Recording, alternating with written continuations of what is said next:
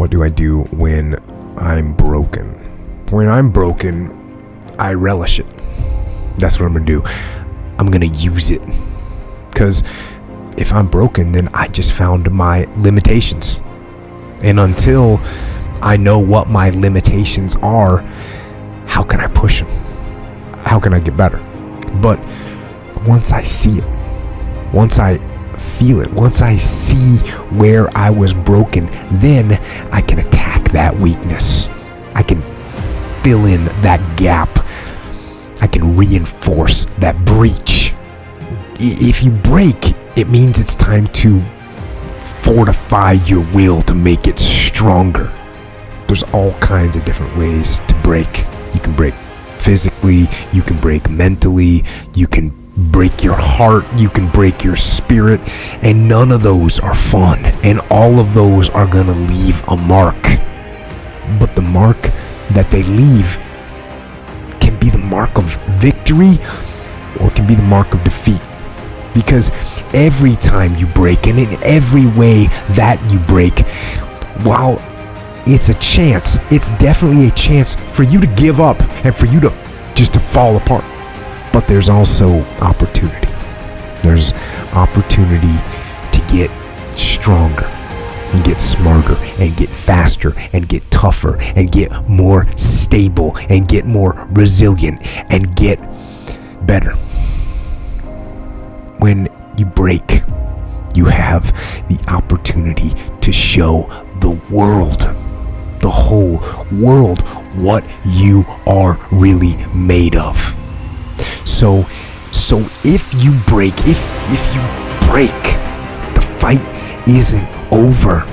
In fact, if you break, the fight is just beginning. And as you crawl up and out of that dismal and wretched place,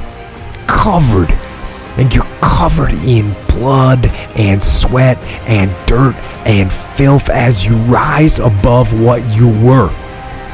And as you take the form of who you are supposed to be, you will see that in the very act of standing up, in the very act of fighting on, you will become and you will remain unbroken. I'm not saying to put yourself down. I'm saying listen to the truth. And the truth isn't in the 20%. The truth is in this other part of your brain saying, look, man, you're wasting a bunch of percentage here. We have 80 more percent that we're not tapping into, because in this other 80% is suffering, pain, failure, self-doubt, darkness, and then a whole bunch of light. So a lot of us know that. I can get over here, but over here, man, this is much better, because I gotta go through this journey that is not fun. This from 20 to 100%. So we decide to live over here. So everybody goes, how do you do that? You know exactly how to do that. You know exactly, it's not a magic trick. There's nothing I talk about in that book that's a magic trick. It's all back down to a very primitive mindset of we just have to do.